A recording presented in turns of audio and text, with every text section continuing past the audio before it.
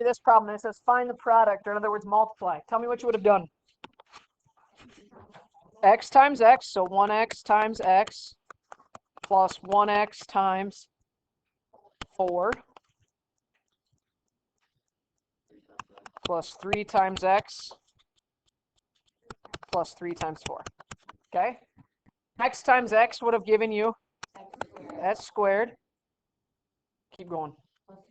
Plus 4x plus 3x plus 12. So you end up with x squared plus 7x plus 12. Right? Last week, we were fantastic. Okay, so today, same thing. The second half of this chapter is we're going backwards.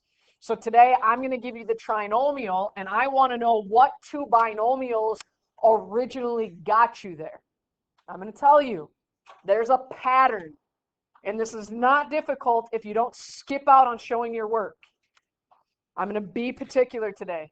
You are going to make a T-chart for every single problem. By next Wednesday, you're going to do it in your head almost because we're going to do it so often. Okay?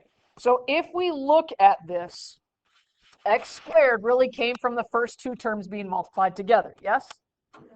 12 came from the last two being multiplied together.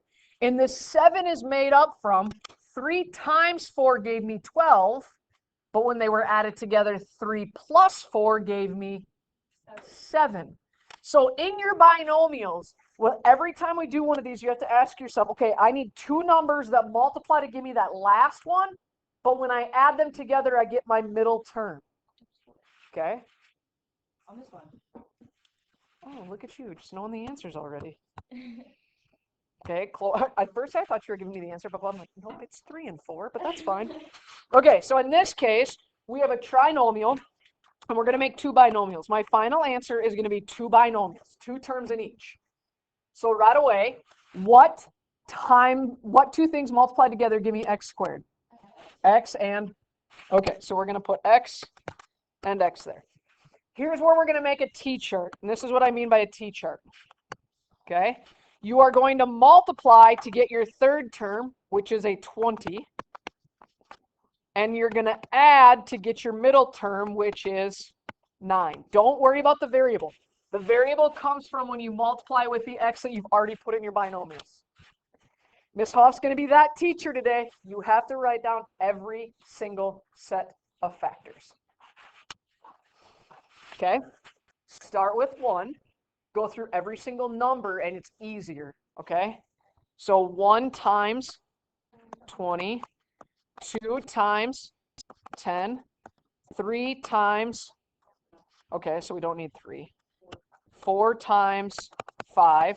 Now, technically the next number would be 5, but we'd write 5 times 4, which we technically already have listed, yes? You're only halfway. Why?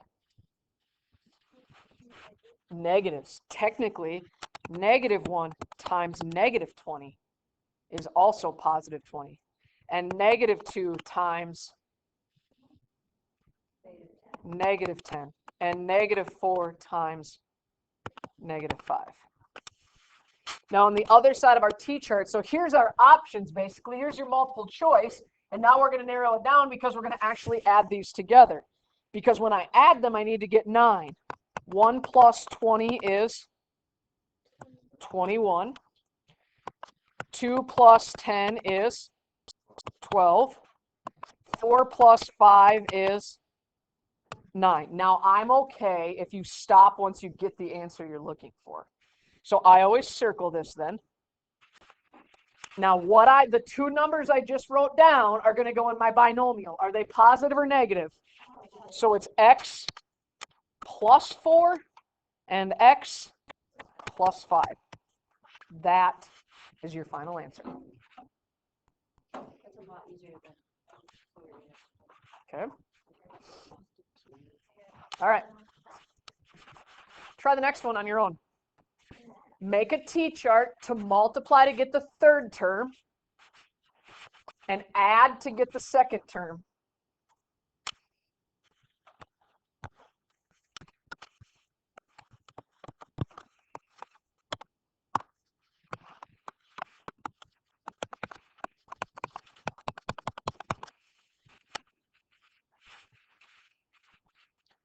multiply to get the third term, add to get the middle term.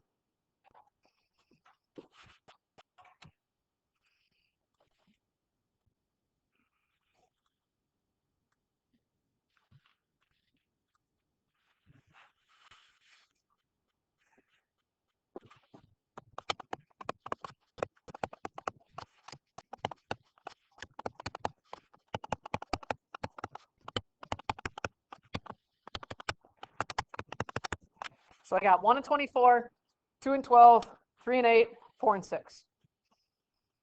Then really you'd have -1, -24, -2, -12, -3, -8, -4, -6. 1 plus 24 would give me 25. 2 plus 12 would give me 14. 3 plus 8 would give me 11. So my answer is D plus 8. D plus, what if I wrote D plus 3 times D plus 8? Same or different? Same. They're both a positive 8. They're both a positive 3. So technically the order you put them in does not matter. Question?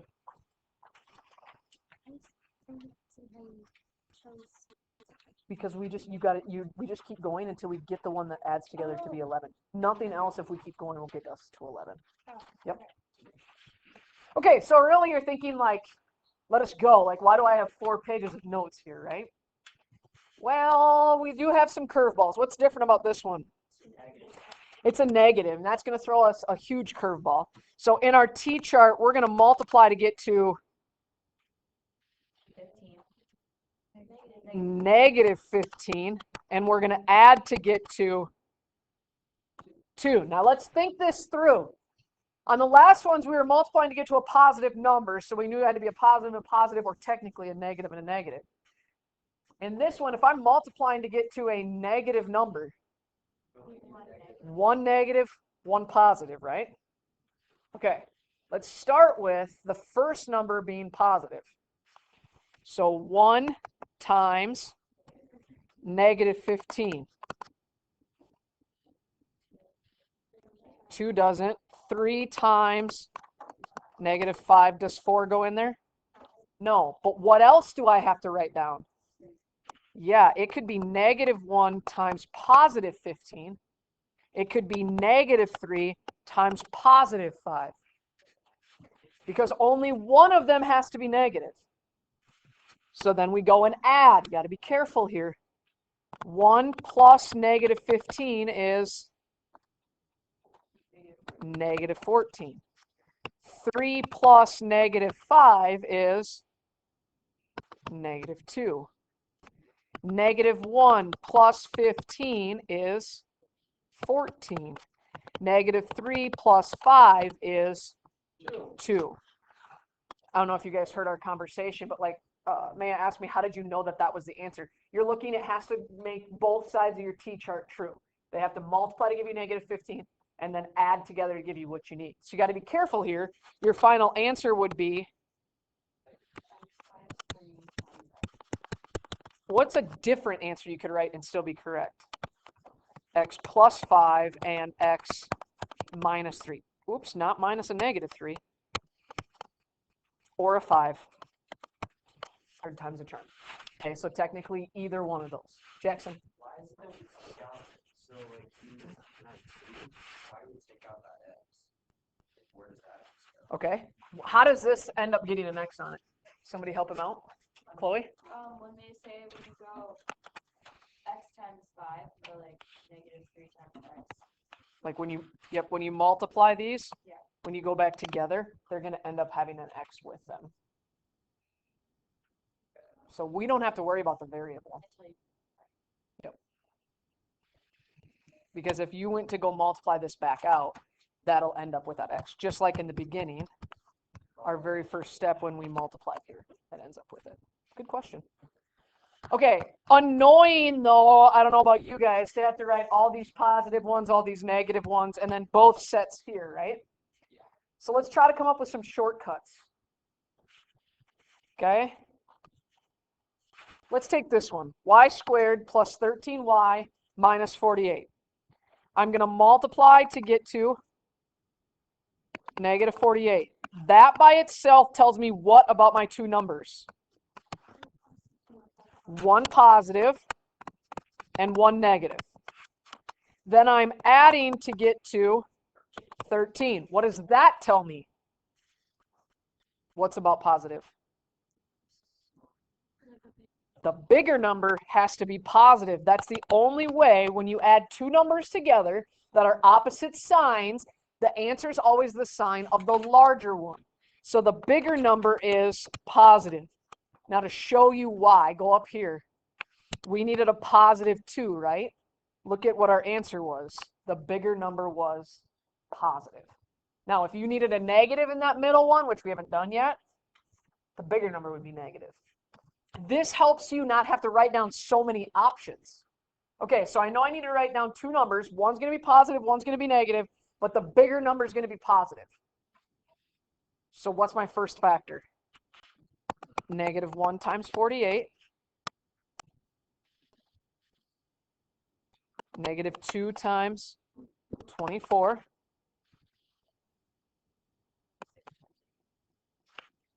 You skipped a whole bunch, though. 6 and 8 is going to be in there. Go right in order. Just check.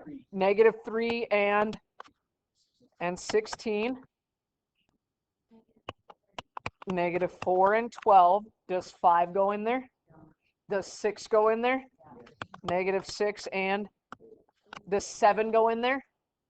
And I know I'm done because the next number is 8, and that's on the other side of my list. Does that make sense? I'm going to write 8 and 6, and that's looping us back around. So then when we add, negative 1 plus 48 gives me 47. Negative 2 plus 24, 22. Negative 3 plus 16. Ding, ding, ding, ding, ding, ding. There's our answer, right?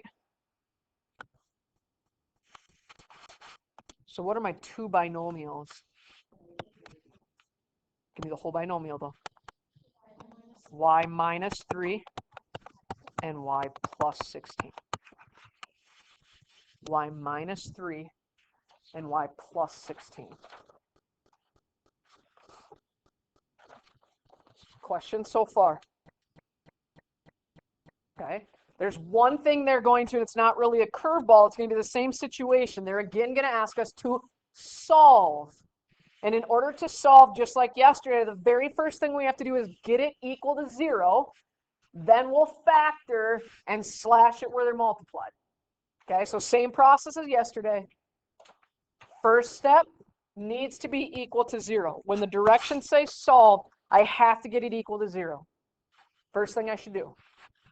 Minus 27. Now, when you do this, this is one of the times that standard form is so important. Remind me again what standard form is. From the highest, like, the exponent, the highest to lowest. Perfect. Highest exponent to lowest. So on the left-hand side of the equal sign, what should my first term be?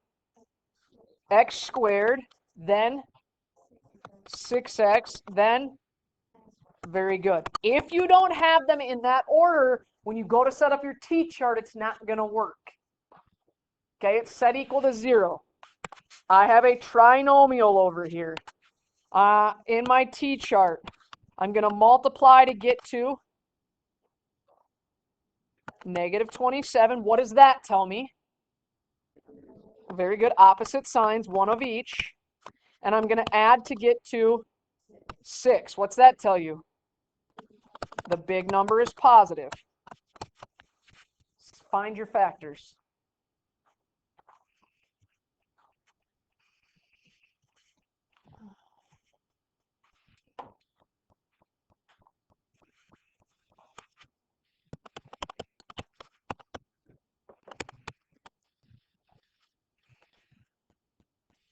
Kind of nice when they don't have a lot of factors, agreed?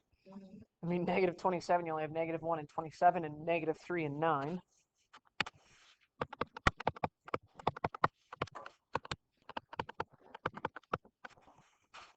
So the left-hand side of my equation should now say what? X minus 3, x plus 9 equals 0. Now, yesterday, what'd we do here? You separated them. Very good. Slash it where they're multiplied, which is right between your two parentheses, and set them each equal to 0. X minus 3 equals 0. X plus 9 equals 0. How do I solve for x on the left? Add 3. So x equals 3. And on the right, minus 9. X equals negative 9. I know on Alex yesterday you didn't have to use the braces, right? It just said separate them by commas. I would like to, when you do it on paper, write it in braces. Otherwise, this could look like an ordered pair, agreed? And really, it's not an x comma y. They're both x values. So that's the difference between your parentheses versus your braces. Okay? I want you to try this next one, start to finish on your own. I'll baby step you through this. First things first, get it equal to 0. Get it equal to 0.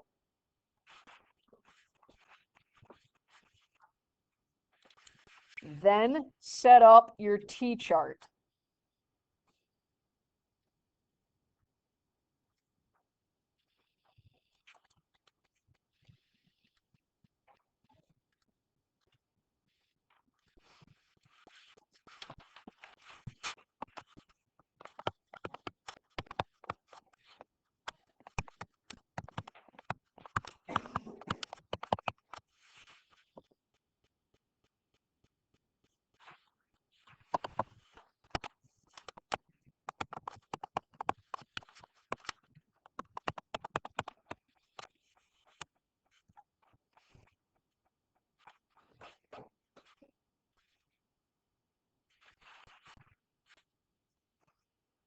If I'm multiplying to get to negative 70, what does that tell you?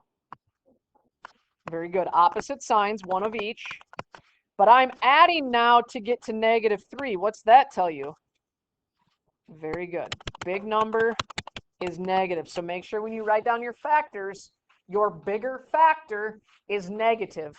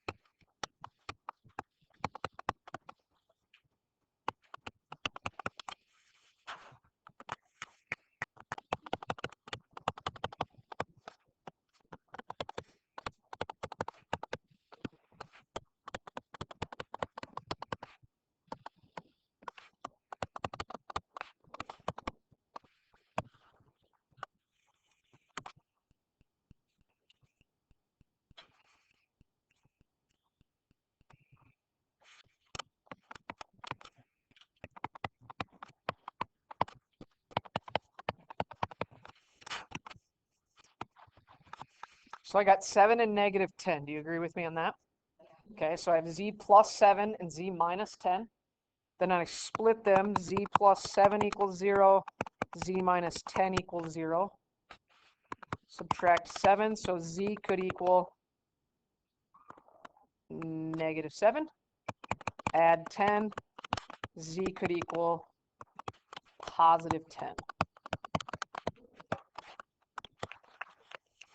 Make sure you don't forget to set them equal to 0. A lot of people, when it says to solve, you only do this when it says to solve. They take these and they put it in as your answers. Well, what do you notice? Not the same, right? Not the same there. I answer your question? Yeah? Good? Okay. Let's go down. I want to go to the very bottom one. H squared plus 48 equals 16h. Walk me through this. Subtract 16h from both sides. What's left? H squared. Ooh, nicely done. Minus 16h plus 48. Make sure you put them in standard form so they're listed properly from largest exponent to smallest. In my T-chart, I'm multiplying to get to 48. What's that tell you about your signs? They're the same. I'm adding to get to negative 16. What's that tell you? They are both negative. They are both negative. Because I'm going to multiply to get a positive number, they're going to be the same, and they're both going to be negative. Negative 1 and negative 48. Negative 2 and negative 24. Negative 3 and negative 16. Negative 4 and negative 12. 5 does not. Negative 6 and negative 8.